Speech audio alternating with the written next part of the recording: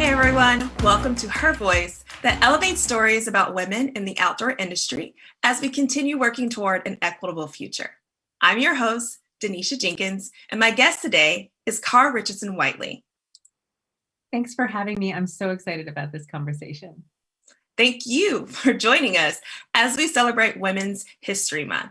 So in case you don't know Kara, she's a plus-size author, public speaker, and adventurer that has taken on Mount Kilimanjaro 3 times. So Kara, tell us a little bit about your mission and what you're up to these days. Well, I have written a book called Gorge, My Journey Up Kilimanjaro at 300 Pounds. And the most exciting thing going on for me right now is we are in the midst of turning that memoir into a movie. You know, I'm in the midst of this huge moment of my story coming to life on screen. And with that, I carry a responsibility or a mission to elevate the conversation that, you know, more than 67% of women are above a size 12. And we love to be outdoors and we love to be active. And, you know, brands and retailers need to recognize that. It's interesting because I feel like all of these like when we go through challenges, there's lessons, and sometimes we have to keep learning those lessons over and over again. But how would you say that hiking and telling your story has contributed to the ways you are showing up in the world now on like a day-to-day basis? Right. That's a great question. I mean, hiking and telling my story is really the narrative of my life, but also I think echoes a journey of what a lot of people are going through out there. Uh, I found in the beginning when I first wrote Gorge, I guess it was after 2009, right? I wrote my story knowing that I wasn't the only person out there with this journey, with this struggle. You know, 2/3 of the United States is overweight or obese. And so even though the majority of the books on the shelves were, you know, weight loss books, right? I knew that I wasn't the only one who was struggling with emotional eating of some kind, binge eating disorder, whatever you want to call it. Some people call it food addiction. I mean, there's so many ways that people explain this. And so I knew that whatever words I put on the page or put on the table, as my agent says, that I would get a lot of nodding heads. And so as I'm writing my next book, which is about the 100 miles that I did on the long trail this summer, you know, that book isn't about completing a trail. It's actually about not completing a trail. I did 100 miles of a 273-mile trail, and maybe that's enough. Maybe that's all I really want to do. So not everyone wants to get up and climb mountains and hike. So tell us a little bit about like what inspired you or continues to inspire you to tackle mountains and these strenuous trails that you like to go on. For the 3 times up Kilimanjaro, you know, the first time was after this significant weight loss. It was in one of those yay me moments. The second time, after having my first child and gaining more than half of that weight back, I was trying to find myself, but thinking that just returning to the place was going to solve things for me, which, spoiler alert, it does not. And the third time was, you know, finally rediscovering that the thing about nature and hiking for me, it's not about willpower and weight. It's not about dropping pounds.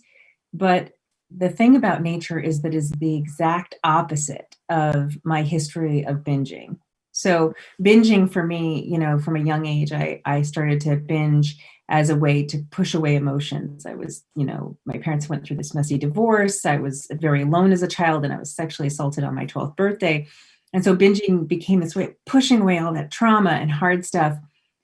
But nature was the exact opposite. And so when I stepped into a forest, I was literally consumed by all of the things that it had to offer, from the beauty, the sense, the feeling as you're, you know, pushing yourself a little harder than you might have normally done, the fear of the unknown, but that's the same time the absolute feeling of accomplishment and mystery of what's coming next in your journey. And so for me, it's really about, you know, putting those feet on the ground and continuing to go into nature. And maybe, you know, I might be done with Kilimanjaro unless we go back there to film.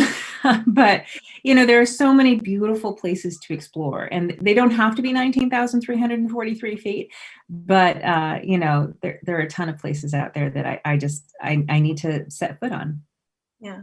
Yeah, I would definitely say it resonates with me and my household and the things that we talk about in my work and in just in my house and conversations. We're always talking about inclusivity and discussing different challenges we've had in our lives just to get some perspective on what it's like for other people. And it seems like as you're telling your story, it's revealing things about other people as well. And so what are some, nuggets or insights, or as my mother calls them, pearls of wisdom that you would gift women and people on the spectrum of gender, binary, non-binary, with larger bodies? What are insights that you would offer to them just based on what you've accomplished and what you've experienced? First of all, I think it's really important to know that this isn't a journey of willpower and weight.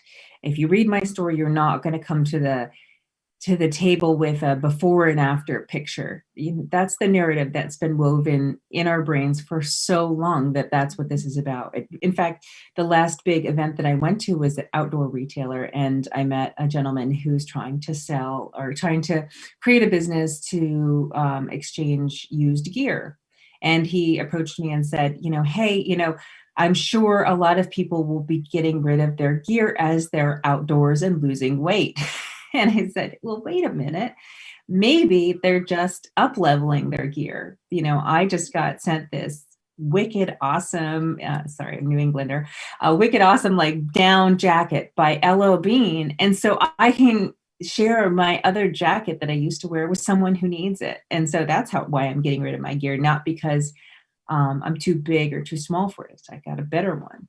And so we need to kind of shift that narrative that it's not about that journey. It's about being out there. It's about participating. It's about being part of something that's bigger and awesome than we've ever seen before.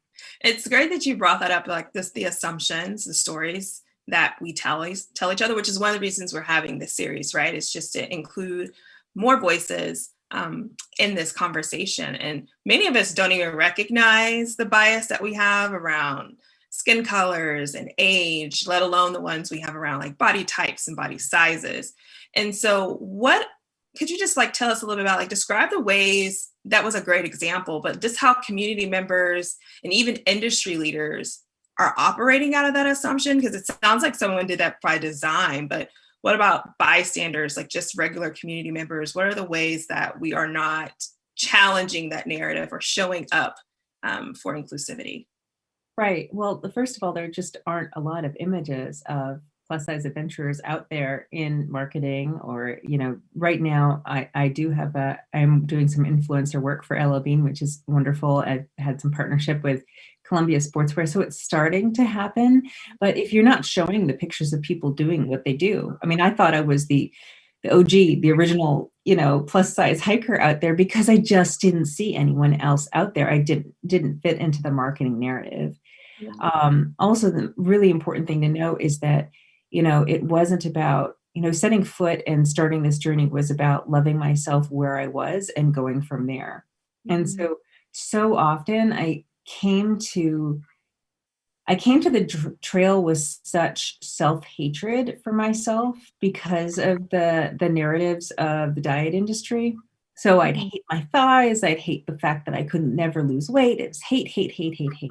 Yeah. But what I really needed to reconnect to was the idea that I loved being outside. And so I needed to come to this journey from loving where I was. And then I think that, we all need to come to this idea that, our bodies are incredible. It doesn't matter the shape of them, the size of them, the color of the skin, that we all have the need to move and the right to be in spaces that are just beyond anything we thought were possible. It sounds like you spoke to some things that that resonate with me.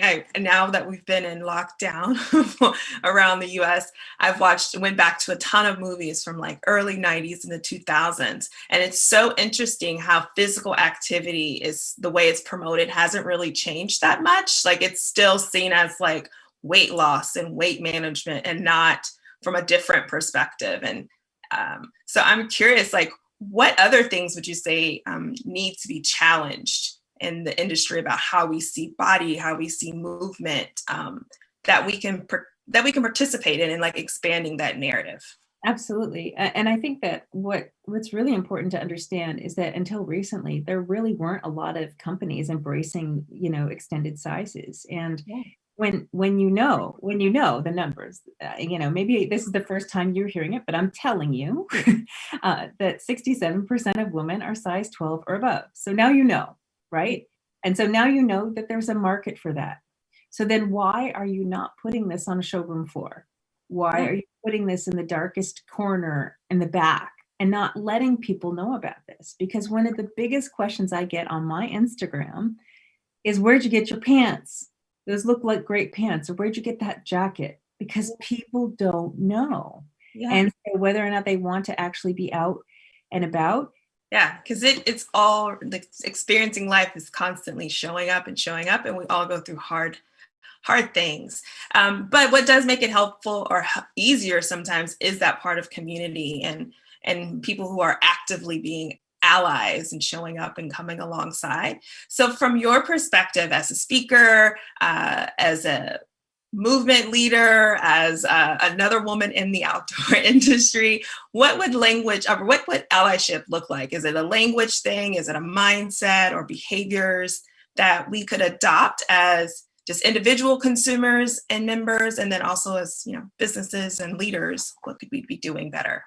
Right. Well, I think most importantly is showing. Show, don't tell. Don't tell us that you've got extended sizes. Show people in extended sizes, Yeah.